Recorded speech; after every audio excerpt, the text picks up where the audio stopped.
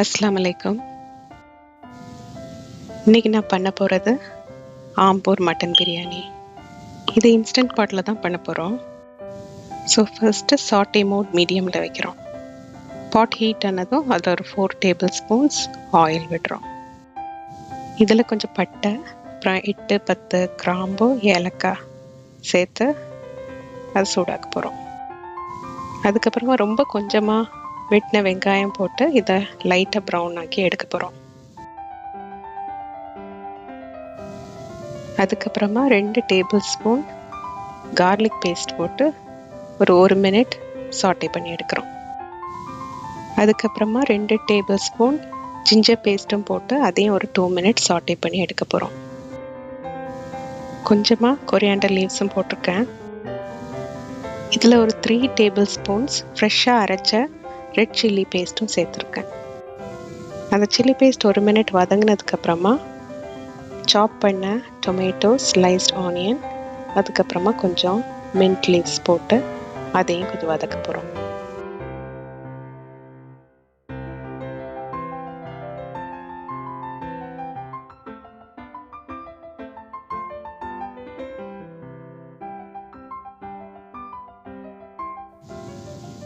இந்த tomato and onion கொஞ்சம் soft ஆனதுக்கப்புறமா நம்ம க்ளீன் பண்ணி வச்சுருக்கிற மட்டன் பீசஸையும் அது கூட கொஞ்சமாக உப்பும் சேர்த்து நல்லா மிக்ஸ் பண்ணி கொடுக்க போகிறோம்.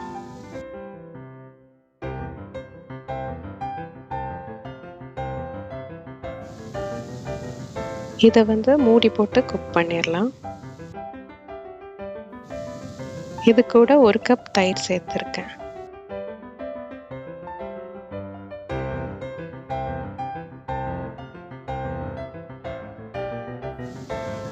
நல்லா மிக்ஸ் பண்ணி விட்டுருங்க. அதுக்கப்புறமா 1 கப் தண்ணி சேர்த்துக்கலாம்.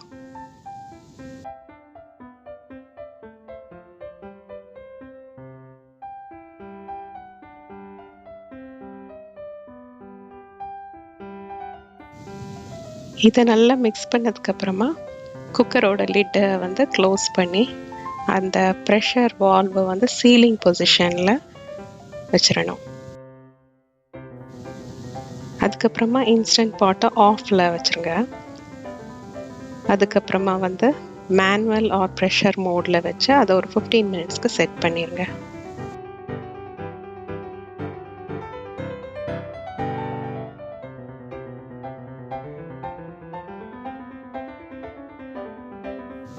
குக்கர் ஆஃப் ஆகி ஒரு 20 மினிட்ஸ்க்கு அப்புறமா மீதி இருக்கிற ப்ரெஷரையும் ரிலீஸ் பண்ணிட்டேன். ஸோ இப்போ திரும்பவும் லிட்டை ஓப்பன் பண்ணிவிட்டு சாட்டே மோட் மீடியமில் செட் பண்ணுறோம்.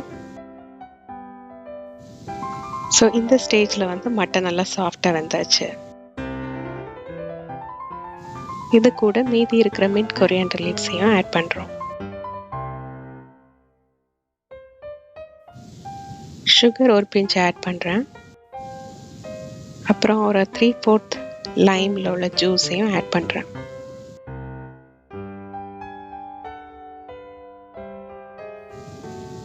அரிசியை செப்பரேட்டாக குக் பண்ண போகிறோம். ஒரு பாத்திரத்தில் உப்பு போட்டு தண்ணி நல்லா கொதிக்க வைக்கணும். தண்ணி நல்லா கொதிச்சதுக்கப்புறம் ஒரு 3 கப்பு ஜீரக சம்பா அரிசி 1 மணி நேரம் ஊற வச்சது அதையும் ஆட் பண்ணுறோம்.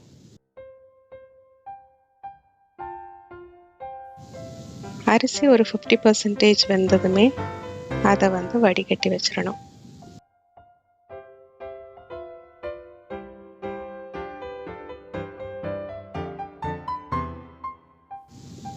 வடிகட்டின இந்த அரிசியை அந்த கொதிக்கிற கிரேவி மேலே போட போகிறோம்.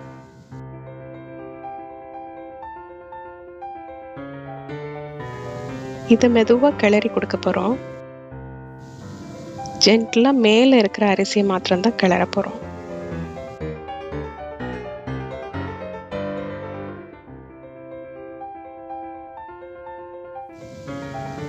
அதுக்கப்புறமா இந்த மாதிரி ஹோல்ஸ் போட போகிறோம். ஸோ தட் அந்த ஸ்டீம்ஸ் எல்லாம் மேலே ரைஸ் ஈவனாக குக் ஆகும். ஸோ இப்போ மீடியமாக இருக்கிற ஹீட்டை சாட்டே மோடில் லோவில் வைக்க போகிறோம். லோவில் வச்சு ஒரு 15 மினிட்ஸ் மூடி போட்டு குக் பண்ண போகிறோம். ஸோ 15 மினிட்ஸ் மூடி போட்டு அது லோ ஹீட்டில் குக் ஆக போகுது. ஸோ இப்போ பார்த்தீங்கன்னா 15 மினிட்ஸ்க்கு அப்புறமா ரைஸ் எல்லாம் ஈவனாக குக் ஆகிருக்கு. கிரேவி எல்லாமே அந்த ரைஸோடு சேர்ந்து அந்த 50% குக்கான ரைஸ் இப்போ வந்து ஃபுல்லி குக்ட் ஆகிட்டு. அண்ட் இந்த பிரியாணியோட மெஷர்மெண்ட்ஸ் வந்து நான் ஃபுட் ஒர்க்ஸ் அப்படின்னு ஒரு யூடியூப் சேனலில் இருந்து தான் ஃபாலோ பண்ணேன். ஸோ அவங்களுக்கும் தேங்க்ஸ் சொல்லிக்கிறேன். அண்ட் ஆம்பூர் பிரியாணிக்கு வந்து நம்ம கீ சேர்க்கலை, அப்புறமா க்ரீன் சில்லியோ இல்லை வேறு எந்த ஒரு ஸ்பைஸ் பவுடரும் சேர்க்கலை. எல்லாமே ஃப்ரெஷ்ஷாக அரைச்சி தான் சேர்த்துருக்குறோம். அண்ட் இந்த ஃப்ளேவரும் கொஞ்சம் டிஃப்ரெண்ட்டாக தான் இருக்குது. இது ஒரு டிஃப்ரெண்ட்டான பிரியாணி.